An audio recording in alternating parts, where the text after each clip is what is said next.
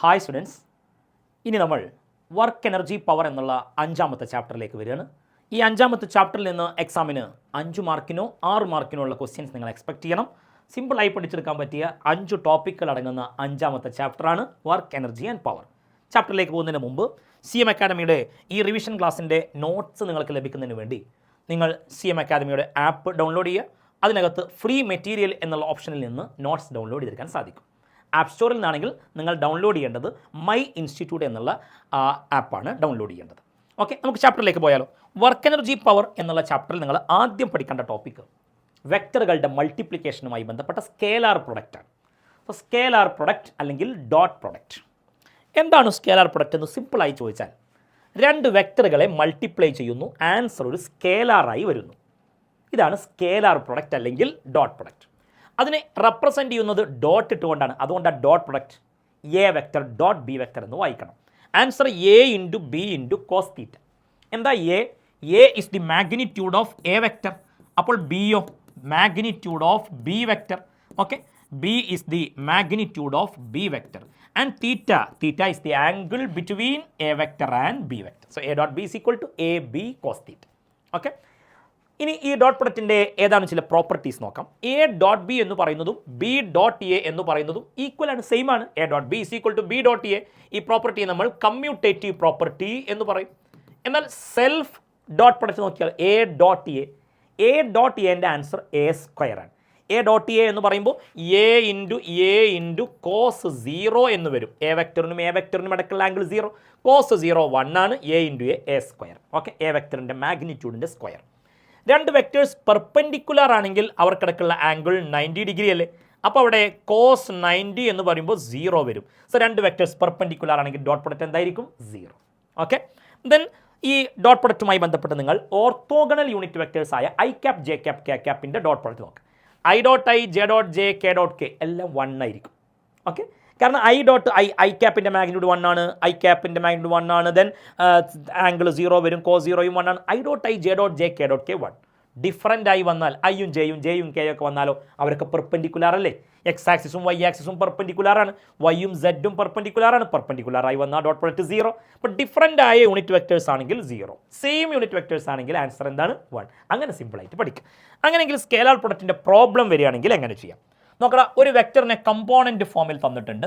ഇത് X component, ഇത് Y component, Z component. B വെക്ടറും കമ്പോണൻറ്റ് ഫോമിൽ തന്നു. എന്നിട്ട് നമ്മളോട് എ ഡോട്ട് ബി കാണാൻ ആവശ്യപ്പെട്ടു. വളരെ സിമ്പിളായി വിത്തിൻ സെക്കൻഡ്സ് ആൻസർ കിട്ടും. എങ്ങനെ? ഐ ക്യാപ്പിന് ഇപ്പുറത്തുള്ള നമ്പർ 3 അല്ലേ, ഈ ഐ ക്യാപ്പിന് ഇപ്പുറത്തുള്ള നമ്പർ 5 അല്ലേ. രണ്ടും അങ്ങ് മൾട്ടിപ്ലൈ ചെയ്യണം. 3 × 5 15. ജെ ക്യാപ്പിന് ഇപ്പുറത്തുള്ള നമ്പർ 4 ആണ്, ഇവിടെയും 4 ആണ്. 4 × 4 അതാണ് 16. ഓക്കെ, ദെൻ അടുത്തത് -5 ആണ്. സൈൻ നോക്കണേ, ഇവിടെ 3 ആണ്. -5 × 3 -15. സോ 15 + 16 -15 + 15 -15 കട്ട് ചെയ്ത് പോയാൽ ആൻസർ എന്താണ്? 16. ഓക്കെ, ഇത്രയും കാര്യങ്ങളാണ് ഡോട്ട് പ്രൊഡക്റ്റ് അല്ലെങ്കിൽ സ്കേലാർ പ്രൊഡക്റ്റ് എന്നുള്ള ഭാഗത്ത് നിങ്ങൾ നോക്കേണ്ടത്. ദെൻ ഈ ചാപ്റ്ററിൻ്റെ വളരെ പ്രധാനപ്പെട്ട ഏരിയയിലേക്ക് വരികയാണ് വർക്ക്. എന്താണ് ഫിസിക്സിൽ വർക്ക് ചെയ്യുക എന്ന് പറഞ്ഞാൽ? ഫോഴ്സ് അപ്ലൈ ചെയ്ത് ബോഡിയെ ഡിസ്പ്ലേസ് ചെയ്യിക്കലാണ്, തള്ളി നീക്കലാണ്, തട്ടിത്തെറിപ്പിക്കലാണ് വർക്ക് എന്ന് പറഞ്ഞാൽ. ഫോഴ്സ് വേണം, ഡിസ്പ്ലേസ്മെൻറ്റും വേണം. ഓക്കെ, അങ്ങനെയെങ്കിൽ വർക്കിന് നമ്മൾ ഡിഫൈൻ ചെയ്തിരിക്കുന്നത് dot product of force and displacement ആയിട്ടാണ്. സോ വർക്കിൻ്റെ ഫോർമുല മക്കൾ പറ, എഫ് ഡോട്ട് എസ് എന്ന് വെച്ചാൽ F into S into cos theta. F force ആണ്, എസ് ഡിസ്പ്ലേസ്മെൻ്റ് ആണ്. തീറ്റ നോക്കണം, ഈ ടോയ് ലോറി ഈ കുട്ടി വലിച്ചു കൊണ്ടുപോകുമ്പോൾ ഫോഴ്സ് ഇങ്ങോട്ടാണ്, പക്ഷേ ഡിസ്പ്ലേസ്മെൻറ്റ് ഇങ്ങനെയാണ്. So theta is the angle between force and displacement. Okay, വർക്കിൻ്റെ യൂണിറ്റ് മറക്കരുത്, ന്യൂട്ടൺ മീറ്റർ അല്ലെങ്കിൽ ജൂൾ എന്ന് പറയും. ഓക്കെ, ദെൻ വർക്ക് എന്നുള്ള ഭാഗത്ത് വളരെ പ്രധാനപ്പെട്ടത് ഒരു 15ഓളം പ്രീവിയസ് ക്വസ്റ്റ്യൻസ് നിങ്ങൾക്ക് നോക്കിയാൽ കാണുന്ന ഏരിയയാണ് ടൈപ്സ് ഓഫ് വർക്ക്. വർക്കിടെ 3 ടൈപ്പാണ്: positive work, negative work, zero work. എപ്പോഴാണ് വർക്ക് പോസിറ്റീവ് ആവുക? തീറ്റ <90 ആകുമ്പോഴാണ്. അതായത് F into S into cos theta എന്ന് പറയുന്നത് തീറ്റ ആ ആംഗിൾ 90യേക്കാൾ ചെറുതാണെങ്കിൽ വർക്ക് പോസിറ്റീവാണ്. എന്നാൽ ആംഗിൾ 90യേക്കാൾ വലുതാണെങ്കിലോ നെഗറ്റീവ് വർക്ക്. അപ്പോൾ എപ്പോഴാണ് സീറോ വർക്ക് ആവുക? ഒന്നുകിൽ തീറ്റ 90 ആവുക, അല്ലെങ്കിൽ ഫോഴ്സ് ഇല്ല, അല്ലെങ്കിൽ ഡിസ്പ്ലേസ്മെൻ്റ് ഇല്ല. ഇങ്ങനെയൊക്കെയുള്ള സന്ദർഭത്തിൽ വർക്ക് 0 ആവും. അപ്പോൾ വർക്ക് എപ്പോഴാണ് പോസിറ്റീവ് ആവുക? തീറ്റ <90 ആവുക. നെഗറ്റീവ് ആവുക തീറ്റ >90. എന്നാൽ വർക്ക് 0 ആകുന്ന 3 സാഹചര്യങ്ങൾ: ഒന്ന് തീറ്റ 90 ആവുക, ഫോഴ്സ് 0 ആവുക, ഡിസ്പ്ലേസ്മെൻറ്റ് 0 ആവുക. ഇനി ഇതിനൊക്കെ എക്സാമ്പിൾ പഠിച്ചു വെക്കണ്ട. ഇപ്പോൾ പോസിറ്റീവ് വർക്കിന് എക്സാമ്പിൾ ശ്രദ്ധിക്കണേ. തീറ്റ <90 ആവുക എന്ന് പറഞ്ഞാൽ ഈ രൂപത്തിലാവാം. അപ്പോൾ നോക്കണം, ഫോഴ്സും അങ്ങോട്ട് ഡിസ്പ്ലേസ്മെൻറ്റും അങ്ങോട്ട്, രണ്ടും അങ്ങോട്ടാണെങ്കിൽ തീറ്റ 0 ആകൂലേ? തീറ്റ 90യേക്കാൾ ചെറുതായാൽ മതി. ഓക്കെ, അപ്പോൾ ഫോഴ്സും ഡിസ്പ്ലേസ്മെൻറ്റും ഒരേ ഡയറക്ഷനിൽ വന്നാൽ തീറ്റ 0, അത് 90യേക്കാൾ ചെറുതാണ്, വർക്ക് പോസിറ്റീവ്. അതിന് എക്സാമ്പിൾ നോക്ക്. Work done by gravitational force on a freely falling body. Gravitational force താഴോട്ടാണ്, ആ ബോഡി പോകുന്ന ഡിസ്പ്ലേസ്മെൻറ്റും താഴോട്ടാണ്, രണ്ടും ഒരേ ഡയറക്ഷനിൽ വന്നാൽ theta 0, work positive. Okay, then അടുത്തത് work done in lifting a bucket out of a well. ഒരു കിണറിൽ നിന്ന് ബക്കറ്റ് മേലോട്ട് ഉയർത്ത്, മേലോട്ടാ ഫോഴ്സ്, ഡിസ്പ്ലേസ്മെൻറ്റും മേലോട്ട്. മറക്കരുത്, ഫോഴ്സും ഡിസ്പ്ലേസ്മെൻറ്റും ഒരേ ഡയറക്ഷനിൽ വന്നാൽ വർക്ക് പോസിറ്റീവായി. നെഗറ്റീവ് വർക്കിൻ്റെ എക്സാമ്പിൾ നോക്കണം. അതായത് ഗ്രാവിറ്റേഷണൽ ഫോഴ്സ് താഴോട്ടാണ്, എന്നൊരു ബോഡി മേലോട്ടാണ് പോകണമെങ്കിലോ, അപ്പോൾ ഡിസ്പ്ലേസ്മെൻറ്റ് മേലോട്ടും ഫോഴ്സ് താഴോട്ടും, ഓപ്പോസിറ്റ്. ഫോഴ്സും ഡിസ്പ്ലേസ്മെൻറ്റും ഓപ്പോസിറ്റായി വന്നാൽ അങ്ങോട്ടാ ഫോഴ്സ്, ഇങ്ങോട്ടാ ഡിസ്പ്ലേസ്മെൻറ്റ്. ഓക്കെ, 90യേക്കാൾ വലുതായാൽ മതി, പക്ഷേ ഓപ്പോസിറ്റ് അറിയുമ്പോൾ 90യേക്കാൾ വലുതന്നല്ലേ, 180 അല്ലേ? ഫോഴ്സും ഡിസ്പ്ലേസ്മെൻറ്റും ഓപ്പോസിറ്റായി വന്നാൽ വർക്ക് നെഗറ്റീവായി. എപ്പോഴും ഓർമ്മിക്കണേ, ഫ്രിക്ഷണൽ ഫോഴ്സ് കാരണമായി ഉണ്ടാകുന്ന വർക്ക് നെഗറ്റീവായിരിക്കും പലപ്പോഴും. കാരണം ഫ്രിക്ഷണൽ ഫോഴ്സ് എന്ന ബോഡി മൂവ് ചെയ്യുമ്പോൾ മോഷനെ ഒപ്പോസ് ചെയ്യല്ലേ, അപ്പോൾ ആ മൂവിംഗ് ബോഡിയിൽ ഉണ്ടാകുന്ന ഫ്രിക്ഷണൽ ഫോഴ്സ് മോഷനെ ഒപ്പോസ് ചെയ്തുകൊണ്ടാണ് സാധാരണ വരിക. ആ work done by frictional force on a moving body എന്നൊക്കെ വരുമ്പോൾ അത് നെഗറ്റീവ് വർക്കായിട്ട് ആൻസർ ചെയ്യണം. ഓക്കെ, 0 വർക്കിന് ഒരുപാട് എക്സാമ്പിളുകളുണ്ട്. അതിൽപ്പെട്ട ഒന്നാണ് നോക്കണം. ഇങ്ങനെ ഒരു മനുഷ്യൻ തലയിൽ ഒരു ലോഡ് ഇങ്ങനെ താങ്ങി ഹൊറിസോണ്ടലായി മുന്നോട്ട് നടന്നു പോകുകയാണെന്ന് കരുതുക. അപ്പോൾ ഫോഴ്സ് മേലോട്ടാണ് കൊടുക്കുന്നത്, ഡിസ്പ്ലേസ്മെൻറ്റ് അങ്ങോട്ടും, തീറ്റ 90 അല്ലേ? So work done by a person carrying a load moving horizontally, അപ്പോൾ തീറ്റ 90 ആണ്. ഇനി അതല്ലെങ്കിൽ work done by centripetal force ഓർക്കുന്നില്ലേ? സെൻട്രിപെറ്റൽ ഫോഴ്സ് സെൻറ്ററിലേക്കായിരിക്കും ഉണ്ടാകുക, എന്നാൽ ഡിസ്പ്ലേസ്മെൻറ്റ് വെലോസിറ്റി ഒക്കെ ടാൻജൻഷ്യലാണ്. അപ്പോൾ ഈ സമയത്തെ ഡിസ്പ്ലേസ്മെൻറ്റും ടാൻജൻഷ്യലായി വരുമ്പോൾ ഫോഴ്സും ഡിസ്പ്ലേസ്മെൻറ്റും 90 ഡിഗ്രി.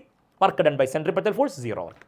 അതല്ലെങ്കിൽ ഒരു കോൺക്രീറ്റ് വാൾ, ഒരു മനുഷ്യൻ നിന്നിങ്ങനെ തള്ളുകയാണ്, പക്ഷേ ആ വാൾ മുന്നോട്ട് നീങ്ങുന്നേ ഇല്ല, ഫോഴ്സ് ഉണ്ട് പക്ഷേ ഡിസ്പ്ലേസ്മെൻറ്റ് ഇല്ല. എന്ത് വർക്കാന്ന് വെച്ചാൽ 0 work. So types of work വളരെ വളരെ പ്രധാനപ്പെട്ടതാണ്.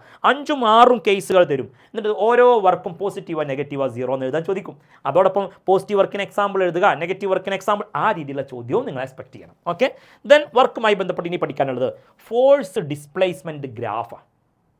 ഫോഴ്സും ഡിസ്പ്ലേസ്മെൻറ്റും തമ്മിൽ ഗ്രാഫ് വരച്ചാൽ നോക്കണം. ഇവിടെ കോൺസ്റ്റൻറ്റ് ഫോഴ്സ് ആണെങ്കിൽ ഗ്രാഫിൻ്റെ ഷേപ്പ് ദാ ഇങ്ങനെയായിരിക്കും. കോൺസ്റ്റൻറ്റ് ഫോഴ്സ് കോൺസ്റ്റൻ്റ് ആണ്, മാറുന്നേ ഇല്ല എങ്കിൽ ആ ഗ്രാഫിൻ്റെ ഷേപ്പ് ഇങ്ങനെ ആയിരിക്കും, കോൺസ്റ്റൻറ്റ് ഫോഴ്സ്. എന്നാൽ ബോഡിയിൽ അപ്ലൈ ചെയ്യുന്ന ഫോഴ്സ് മാറിക്കൊണ്ടിരിക്കുന്ന ഫോഴ്സ് ആണെങ്കിലും വേരിയബിൾ ഫോഴ്സ് ആണെങ്കിലും അപ്പോൾ ഗ്രാഫിൻ്റെ ഷേപ്പ് കൂടി വരും, കുറഞ്ഞു വരും, കൂടിയും കുറഞ്ഞൊക്കെ വരും. വേരിയബിൾ ഫോഴ്സ് ആണെങ്കിൽ ഗ്രാഫിൻ്റെ ഷേപ്പ് ഈ രൂപത്തിലായിരിക്കും. ഈ ഗ്രാഫ് ഞാനിപ്പോൾ പറയാനുള്ള പ്രധാനപ്പെട്ട കാരണം, ഗ്രാഫിൽ നിന്ന് വർക്ക് ഡൺ കാണാൻ എക്സാമിന് ചോദിക്കും.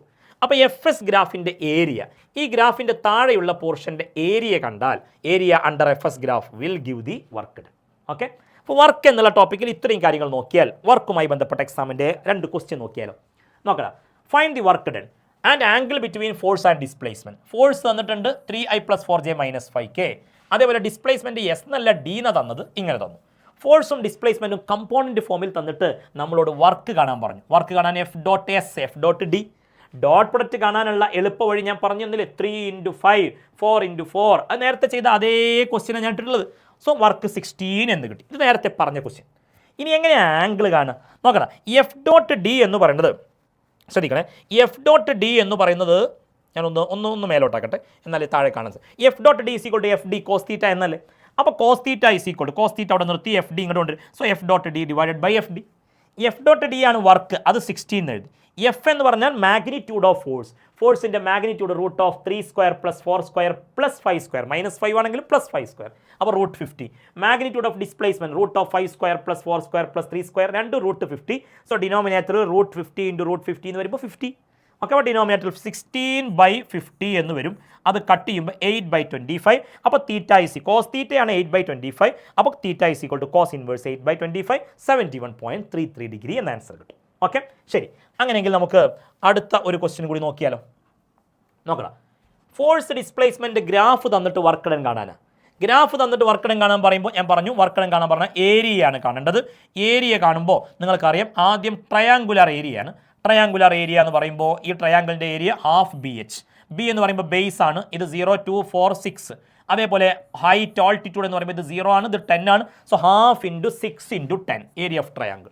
ദെൻ പ്ലസ് അടുത്തത് ഇങ്ങനെയാണ് ഗ്രാഫ്. അപ്പോൾ ഗ്രാഫിൻ്റെ ഏരിയ എന്ന് പറയുമ്പോൾ ഇതൊരു റെക്റ്റാങ്കിൾ ആണ്. റെക്റ്റാങ്കിളിൻ്റെ ഏരിയ ലെങ്ത് × ബ്രെഡ്ത്ത് ആണ്. ഇത് 6ഉം ഇത് 10ഉം ആകുമ്പോൾ ഈ ഡിസ്റ്റൻസ് എന്ന് പറയുമ്പോൾ 4 ആണ്. ഈ ഡിസ്റ്റൻസ് എന്ന് പറഞ്ഞാൽ ഇത് -5 ആയതുകൊണ്ട് ഇത് -5. സോ ലെങ്ത് × ബ്രെഡ്ത്ത് എന്ന് പറയുമ്പോൾ 4 × -5 -20.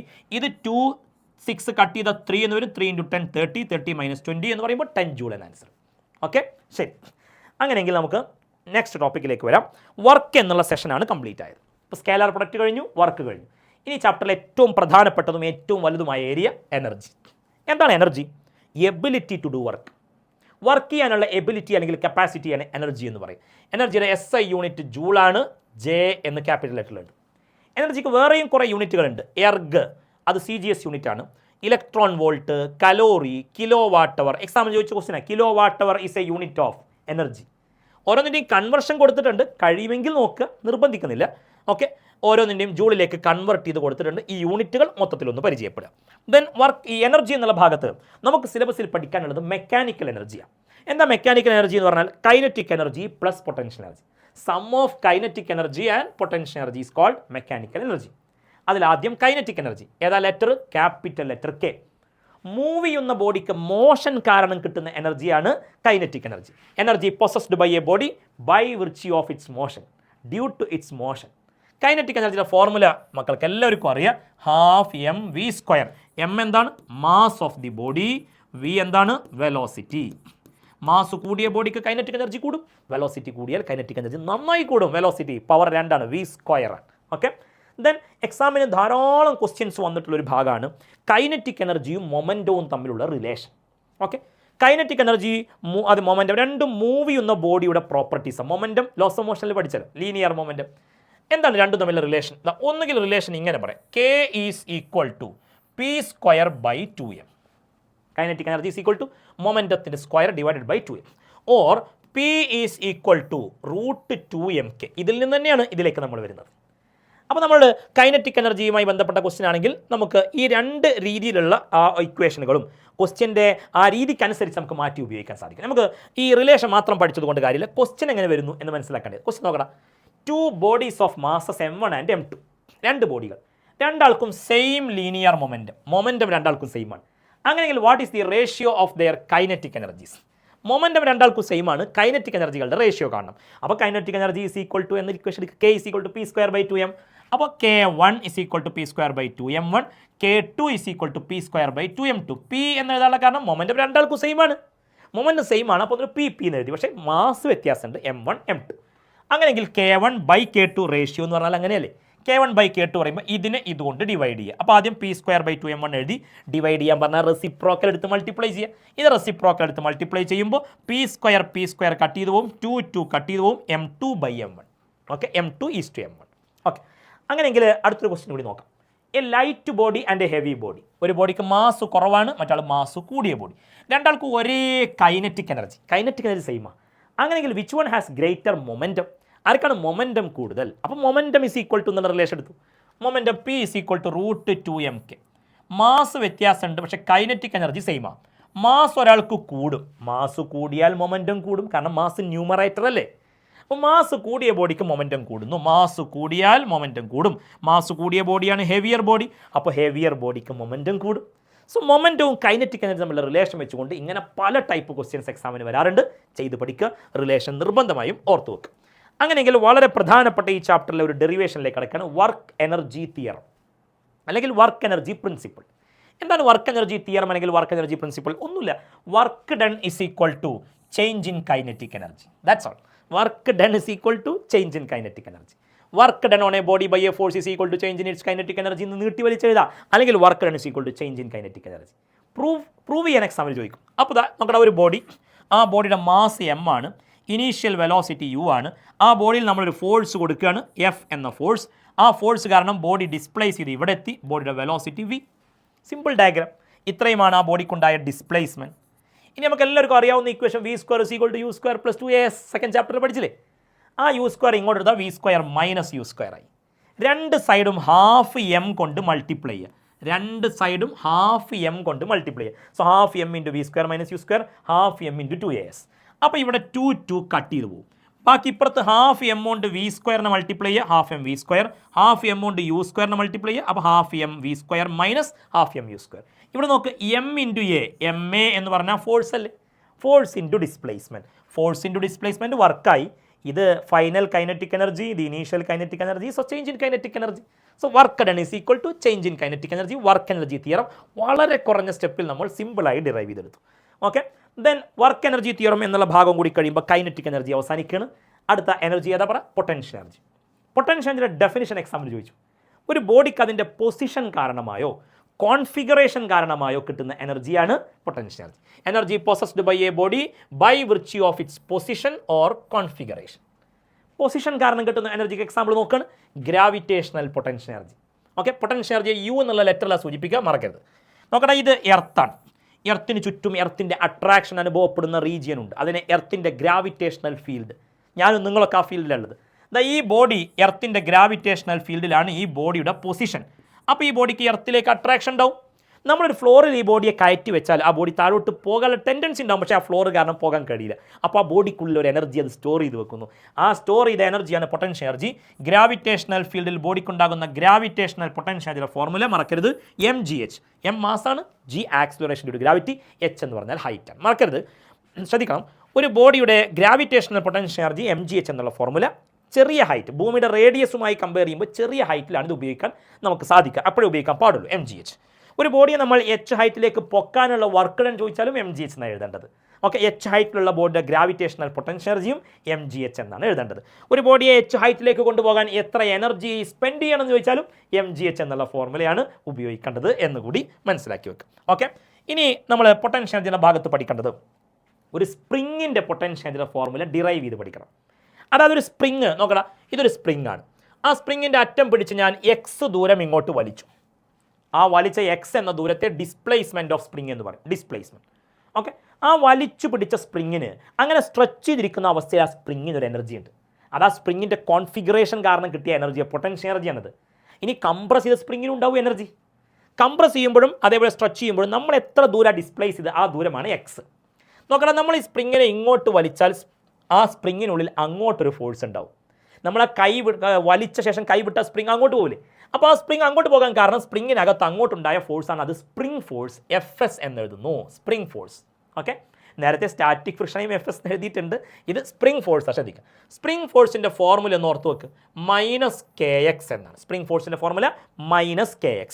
ഇവിടെ കെ എന്ന് പറയുന്നത് സ്പ്രിങ് കോൺസ്റ്റൻ്റ് ആണ്, എക്സ് നേരത്തെ പറഞ്ഞു ഡിസ്പ്ലേസ്മെൻറ്റ്. പിന്നെ എന്തൊരു മൈനസ് സൈൻ, അതൊന്നുമല്ലടാ, നമ്മൾ ഇങ്ങോട്ടല്ലേ വലിച്ചത്, അപ്പോൾ സ്പ്രിങ് ഫോഴ്സ് അങ്ങോട്ടല്ലേ ഉണ്ടായത്, ഓപ്പോസിറ്റ് ഡയറക്ഷൻ. ആ ഓപ്പോസിറ്റ് ഡയറക്ഷൻ കാണിക്കാനാണ് മൈനസ് സൈൻ. അപ്പോൾ spring force is directly proportional to -x എന്നെഴുതാം. ഓക്കെ, നമ്മൾ ഈ പഠിക്കേണ്ടത് ഈ സ്പ്രിങ് ഫോഴ്സ്, സ്പ്രിങ്ങിൻ്റെ പൊട്ടൻഷ്യൽ എനർജിയുടെ ഫോർമുല ഡിറൈവ് ചെയ്യാനാണ്. ഡെറിവേഷന് വേണ്ടി ഞാൻ സിമ്പിൾ മെത്തേഡ് എടുക്കാം. അതായത് നിങ്ങൾ ആദ്യം എഫ് എസ് ഗ്രാഫ് ഒന്ന് വരയ്ക്കുക. ഇത് എക്സ് ആക്സിസ്, ഇത് വൈ ആക്സിസ്. വൈ ആക്സിസിൽ സ്പ്രിങ് ഫോഴ്സ് ആണ് എഫ് എസ്, എക്സ് ആക്സിസിൽ ഡിസ്പ്ലേസ്മെൻ്റ് ആണ്. ഓക്കെ, ശ്രദ്ധിക്കേണ്ടത് സ്പ്രിങ് ഫോഴ്സും ഡിസ്പ്ലേസ്മെൻറ്റും ഡയറക്റ്റ് പ്രപ്പോർഷനാണ്. ഒന്ന് കൂടുമ്പോൾ അതേപോലെ മറ്റൊന്നും കൂടും. അപ്പോൾ ഗ്രാഫിൻ്റെ ഷേപ്പ് സ്ട്രെയിറ്റ് ലൈൻ ഇൻക്ലൈൻഡ് ആയിട്ട് വരും. രണ്ട് ഓപ്പോസിറ്റ് ആയതുകൊണ്ട്, ഓപ്പോസിറ്റ് പറഞ്ഞാൽ ഒന്ന് പ്ലസ് ആക്കി എടുത്താൽ മറ്റു മൈനസ് ആക്കി എടുക്കണം. നോക്കണം, ഈ ക്വാഡ്രൻ്റ് ആകുമ്പോൾ രണ്ടും പ്ലസ് അല്ലേ, എഫും പ്ലസ് ആണ് എക്സും പ്ലസ് ആണ്, അങ്ങനെ പറ്റില്ല. അപ്പോൾ ഈ ക്വാഡ്രൻ്റ് ആകുമ്പോൾ ഇത് പ്ലസ് ആണെങ്കിൽ ഇത് മൈനസ് അല്ലേ ആണ്. അപ്പോൾ ആ ക്വാഡ്രൻ്റിൽ നമുക്ക് ഗ്രാഫ് വരക്കാം. അതേപോലെ നമുക്ക് വേണമെങ്കിൽ ഈ ക്വാഡ്രൻറ്റിലും ഗ്രാഫ് വരക്കട്ടോ.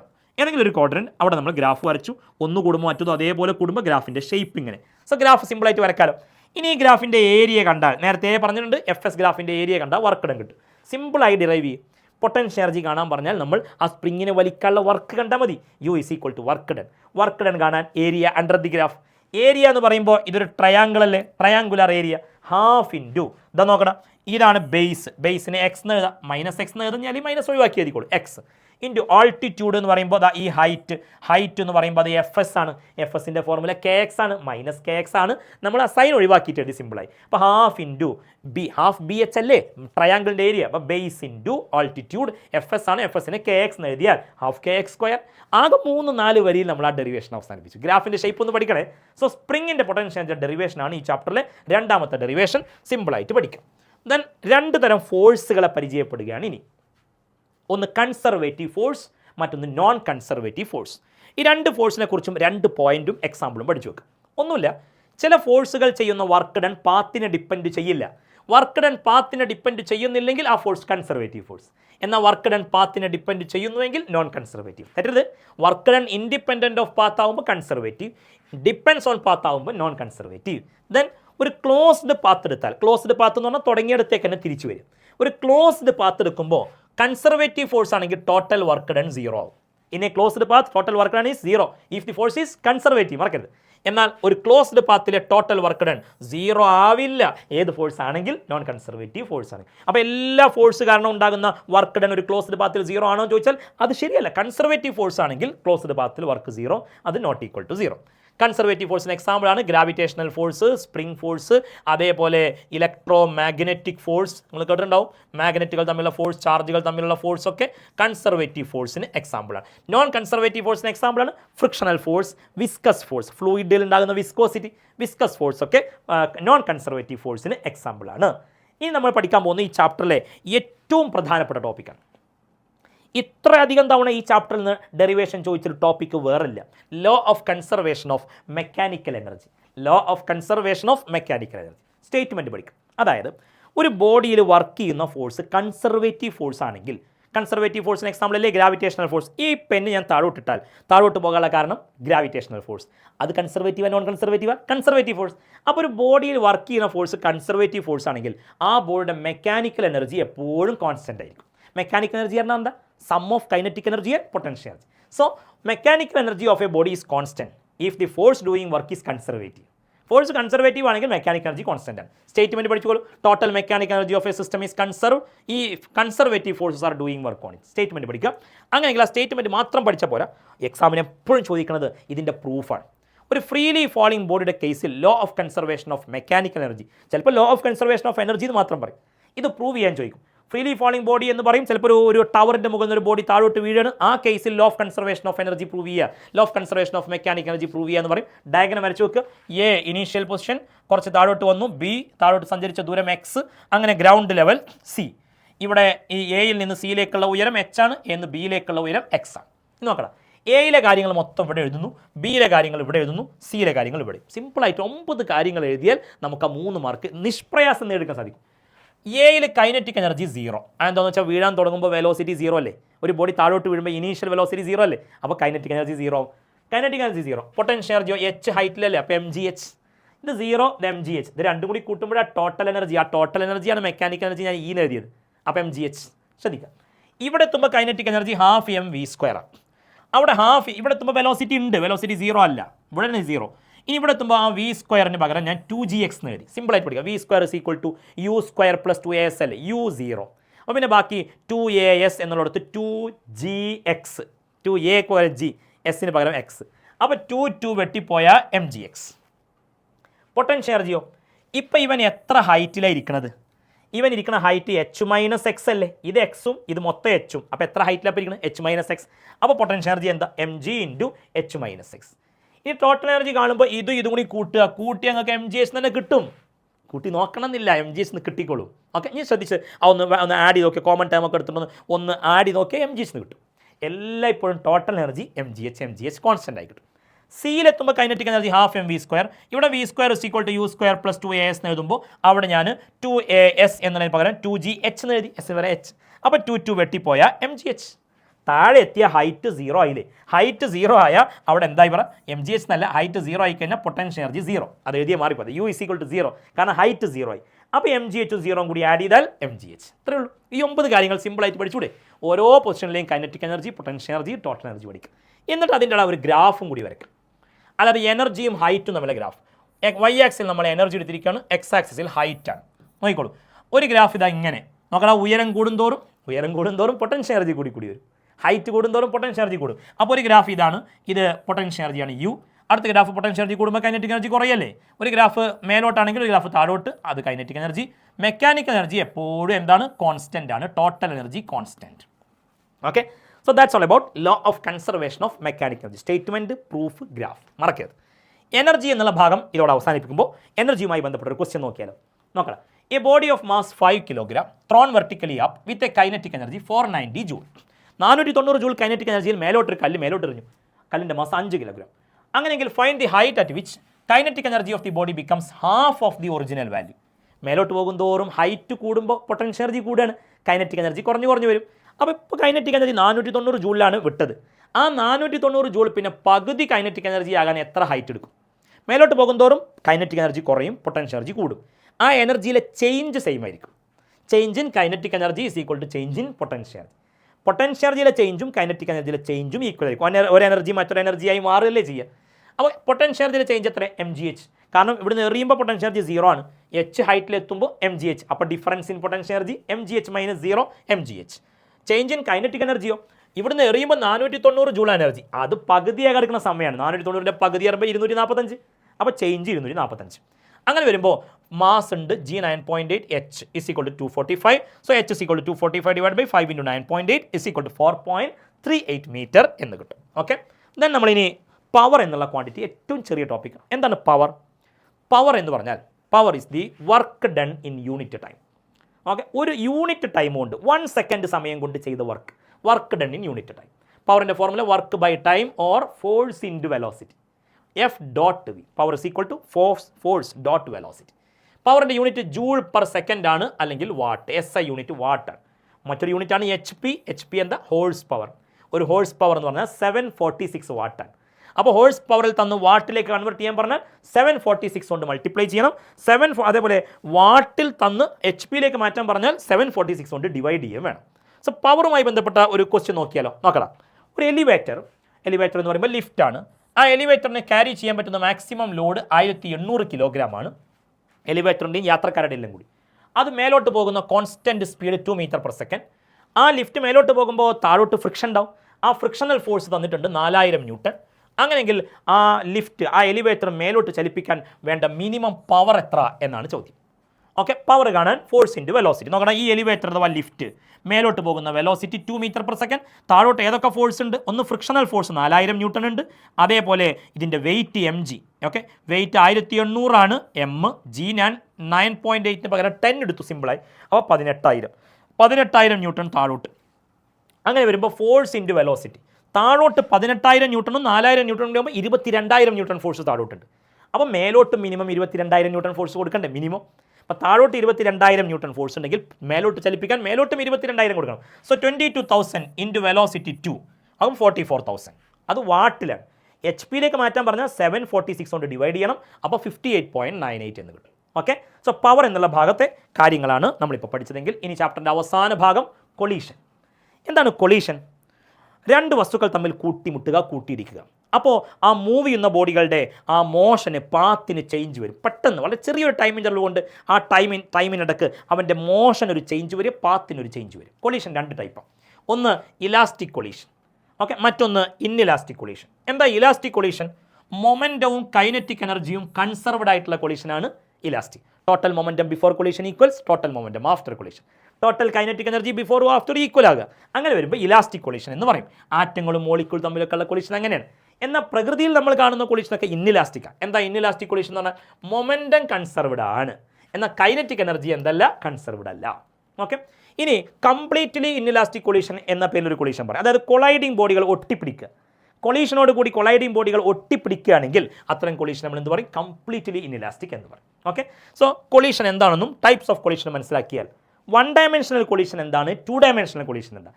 കൊളൈഡ് ചെയ്യുന്ന ബോഡികൾ കൊളീഷന് മുമ്പും ശേഷവും ഒരേ ലൈനിൽ തന്നെ സഞ്ചരിക്കുകയാണെന്ന് കരുതുക. കൊളീഷന് മുമ്പും ശേഷവും ഒരേ ലൈൻ, അപ്പോൾ 1 ഡയമെൻഷൻ. എന്നാൽ കൊളീഷന് മുമ്പും ശേഷവും ഒരേ ലൈനിലല്ല, കൊളീഷന് ശേഷം ഇങ്ങനെ പോയി, അപ്പോൾ ഒരേ പ്ലെയിനിലായി വന്ന 2 ഡയമെൻഷൻ എന്ന് പറയും. 1 മാർക്കിൻ്റെ ചോദ്യം ശ്രദ്ധിക്കണം. എല്ലാ കൊളീഷനിലും കൺസർവ്ഡ് ആണ് ആരൊക്കെ? എല്ലാ കൊളീഷനിലും കൺസർവ്ഡ് ആണ് മൊമെൻറ്റവും ടോട്ടൽ എനർജിയും. കൈനറ്റിക് എനർജി അല്ല, മൊമെൻറ്റവും ടോട്ടൽ എനർജിയും എല്ലാ കൊളീഷനിലും കൺസർവ്ഡ് ആണ്. ഇനി കൊളീഷനുമായി ബന്ധപ്പെട്ട ഒരു ചെറിയ ഡെറിവേഷൻ 3-4 തവണയ്ക്ക് എക്സാമിന് ചോദിച്ചിട്ടുണ്ട്. അതായത് 1 ഡയമെൻഷണൽ കൊളീഷനാണിത്, ഇലാസ്റ്റിക് കൊളീഷനുമാണ്. 1 ഡയമെൻഷണൽ ഇലാസ്റ്റിക് കൊളീഷൻ m1 മാസ്സുള്ള ബോഡി u1 വെലോസിറ്റിയിലും m2 മാസ്സുള്ള ബോഡി u2 വെലോസിറ്റിയിലും കൊളീഷന് മുമ്പ് സഞ്ചരിക്കുന്നു. കൊളീഷന് ശേഷം അതേ ലൈനിൽ, ഓക്കെ, ഒരാൾ v1 മറ്റാൾ v2 വെലോസിറ്റിയിൽ സഞ്ചരിക്കുന്നു. ഈ 1 ഡയമെൻഷണൽ ഇലാസ്റ്റിക് കൊളീഷനുമായി ബന്ധപ്പെട്ട് എക്സാമിന് ചോദിക്കാറുള്ള ഒരു പ്രൂഫാണ്. എന്തറിയോ? കൊളീഷന് മുമ്പുള്ള റിലേറ്റീവ് വെലോസിറ്റി കൊളീഷന് ശേഷമുള്ള റിലേറ്റീവ് വെലോസിറ്റി ഈക്വലാണ്. റിലേറ്റീവ് വെലോസിറ്റി പറഞ്ഞാൽ കൊളീഷനുക്ക് മുമ്പുള്ള വെലോസിറ്റികൾ തമ്മിലുള്ള ഡിഫറൻസ്. കൊളീഷന് മുമ്പ് velocity u1 u2, difference u1 minus u2. കൊളീഷന് ശേഷമുള്ള വെലോസിറ്റികൾ v1 ഉം v2, അപ്പോൾ ഡിഫറൻസ് v1 മൈനസ് v2 എന്ന് എഴുതാം. പക്ഷേ വലിയ വെലോസിറ്റി v2 മൈനസ് v1. അപ്പോൾ കൊളീഷന് മുമ്പുള്ള വെലോസിറ്റികൾ തമ്മിലുള്ള ഡിഫറൻസ്, കൊളീഷന് ശേഷമുള്ള വെലോസിറ്റികളുടെ ഡിഫറൻസ്, ഇത് ഈക്വൽ ആയിരിക്കും. ഈ difference in velocity relative velocity എന്ന് പറയും. റിലേറ്റീവ് വെലോസിറ്റി ബിഫോർ കൊളീഷൻ അല്ലെങ്കിൽ approach is equal to relative velocity after collision. എങ്ങനെയാണ് അത് ഡിറൈവ് ചെയ്യുന്നത് നോക്കണം. മൊമെൻറ്റം ബിഫോറും ആഫ്റ്റർ ഈക്വൽ അല്ലേ? മൊമെൻറ്റം കാണാനുള്ള ഫോർമുല മാസ് ഇൻറ്റു വെലോസിറ്റി അല്ലേ. അപ്പോൾ ഒന്നാമത്തവൻ്റെ മൊമെൻറ്റം m1u1 പ്ലസ് രണ്ടാമത്തവൻ m2u2. കൊളീഷന് ശേഷമുള്ള total momentum m1v1 m2v2. Okay, 1 ഒക്കെ ഒരു സൈഡിലേക്ക് ആക്കിയാൽ ഇവിടെ m1u1 ഉണ്ട്, ഇപ്പുറത്തേക്ക് ഇങ്ങോട്ട് വന്നാൽ m1v1 ഇങ്ങോട്ട് വരും, 2 ഒക്കെ ഒരു സൈഡിലേക്ക് വെക്കുക. അപ്പോൾ ഇവിടെ m1u1 ഉണ്ടാവും, ഈ m1v1 കൂടി ഇങ്ങോട്ട് വരും. അപ്പോൾ m1 കോമൺ ആക്കി എടുത്താൽ u1 മൈനസ് v1. m2v2 ഇവിടെ ഉണ്ട്, ഈ m2u2 അങ്ങോട്ട് വന്നാൽ m2 കോമൺ ആക്കിയാൽ v2 മൈനസ് u2. ഒന്ന് ശ്രദ്ധിക്കുക. ഓക്കെ, ഇതേപോലെ കൈനറ്റിക് എനർജി ബിഫോർ കൊളീഷനും ആഫ്റ്റർ കൊളീഷനും ഇക്വേറ്റ് ചെയ്താൽ എല്ലാത്തിലും ഹാഫ് ഉണ്ടാവും. ആ ഹാഫ് ഒക്കെ കട്ട് ചെയ്ത് കളഞ്ഞ് 1 ഒക്കെ ഒരു സൈഡ് 2 ഒക്കെ ഒരു സൈഡിലേക്ക് മാറ്റിയാൽ m1 കോമൺ ആക്കി എടുത്താൽ അങ്ങനെ വരും, m2 കോമൺ ആക്കി എടുത്താൽ അങ്ങനെ വരും. ഈ രണ്ട് ഇക്വേഷനെ ഡിവൈഡ് ചെയ്യുക. 2/1 ചെയ്യുമ്പോൾ m1 m2 കട്ട് ചെയ്ത് പോകും. ഇനി a² minus b² a+b into a-b എന്നുള്ള ഫോമിലേക്ക് എഴുതിയിരിക്കുകയാണ്. അങ്ങനെ കട്ട് ചെയ്ത് പോയാൽ സിമ്പിളായിട്ട് ഇത് ഡിറൈവ് ചെയ്തെടുക്കാൻ പറ്റും. So relative velocity before collision equal to relative velocity after collision എന്ന് കിട്ടും. അതേപോലെ എക്സാമിന് വളരെ റെയറായി പൊതുവെ ചോദിക്കാറില്ല, എന്നാലും പുസ്തകത്തിൽ 1-2 കേസുകൾ കൊടുത്തിട്ടുണ്ട്. കൊളീഷന് ശേഷം ഇവർ പോകുന്ന വെലോസിറ്റികളുടെ ഫോർമുല, ആ വെലോസിറ്റികളുടെ ഫോർമുല പഠിക്കാൻ ചെറിയ പ്രയാസം ഉണ്ടാവും. ഒന്നാമത്തെ ബോഡി പോകുന്ന വെലോസിറ്റിയുടെ formula m1 minus m2 into u1 plus 2m2u2 by m1 plus m2. ഒന്നെങ്കിലും പഠിക്കുക. ഒന്ന് പഠിച്ചാൽ അത് വെച്ച് രണ്ടാമത്തെ ഉണ്ടാക്കാം. അതായത് ഇവിടെ ഈ താഴെ കൊടുത്ത 1, 2 ഒക്കെ ഉണ്ടല്ലോ, ആ 1 എഴുതിയത് 2 ആക്കുക, 2 എഴുതിയത് 1 ആക്കി കഴിഞ്ഞാൽ രണ്ടാമത്തെ ഇക്വേഷൻ കിട്ടും. കൊളീഷന് ശേഷം ഇവർ പോകുന്ന വെലോസിറ്റിയുടെ എക്സ്പ്രഷനാണ്. ഈ രൂപത്തിൽ ഈ ഫോർമുല എഴുതിയിട്ട് ഒരു പ്രോബ്ലം ഒന്നും അങ്ങനെ എക്സാമിന് ചോദിച്ചിട്ടില്ല. ഒക്കെ ഈ രൂപത്തിൽ ഇതേപോലെ ഫോർമുല ഞാൻ ടെക്സ്റ്റ് ബുക്കിൽ കൊടുത്തിട്ടില്ല. ടെക്സ്റ്റ് ബുക്കിൽ ഒരു സ്പെഷ്യൽ കേസ് മാത്രമാണ് കൊടുത്തത്. കഴിയുമെങ്കിൽ ഈ ഫോർമുല മൊത്തത്തിലൊന്ന് നോക്കി വെക്കുക. ഒന്നാമത്തെ ഫോർമുല പഠിച്ചാൽ അതിലെ 1ഉം 2 ഒക്കെ മാറ്റിയാൽ മതി. ഈ 2വിനെ 1 ആക്കാൻ നോക്കരുത്. ഓക്കെ, താഴെ സഫിക്സ് ആയി എഴുതിയ 1, 2 ഒക്കെയാണ് മാറ്റേണ്ടത് പറഞ്ഞത്. ഡിനോമിനേറ്ററിൽ m1 പ്ലസ് m2 പിന്നെ മാറ്റിയാലും m1 പ്ലസ് m2 തന്നെ എഴുതാമല്ലോ. m1 plus m2 m2 plus m1 ഒക്കെ സെയിം ആണല്ലോ. ഓക്കെ, ഇവിടെ പ്രധാനമായും എക്സാമിന് ചോദിക്കാനുള്ള ഒരു ക്വസ്റ്റ്യൻ, ഈ രണ്ട് ബോഡികൾക്കും മാസ് സെയിം ആണെങ്കിൽ, കൊളൈഡ് ചെയ്യുന്ന രണ്ടാൾക്കും മാസ് സെയിം ആണെങ്കിൽ കൊളീഷന് ശേഷം സംഭവിക്കുക, ഇവൻ വരുന്ന വെലോസിറ്റി 10ഉം ഇവൻ വരുന്നത് 5ഉം ആണെങ്കിൽ ഇത് എയും ഇത് ബിയും, മാസ് രണ്ടാൾക്കും സെയിം ആണെങ്കിൽ സംഭവിക്കുക കൊളീഷന് ശേഷം ഇവരുടെ വെലോസിറ്റികൾ പരസ്പരം അങ്ങോട്ടും ഇങ്ങോട്ടും മാറും. 10ൽ വന്നവൻ 5ൽ പോവും, 5ൽ വന്നവൻ 10ൽ പോവും. ഓക്കെ, മാസ് സെയിം ആണെങ്കിൽ വെലോസിറ്റികൾ പരസ്പരം ഇന്റർചേഞ്ച് ചെയ്യപ്പെടും എന്നുള്ള കാര്യം നോട്ട് ചെയ്ത് വെക്കാം. ഓക്കെ, സോ ഇത്രയും കാര്യങ്ങളാണ് വർക്ക് എനർജി പവർ എന്നുള്ള ചാപ്റ്ററിൽ നോക്കാനുള്ളത്. 5 മാർക്കിന് ചോദ്യങ്ങൾ വരാറുള്ള 5 ടോപ്പിക്കുകളടങ്ങിയ ഈ 5ാമത്തെ ചാപ്റ്റർ ഇതോടെ അവസാനിക്കുകയാണ്. കൃത്യമായി വൃത്തിയായി കാര്യങ്ങൾ കണ്ട് മനസ്സിലാക്കി പഠിക്കുക. Thank you all.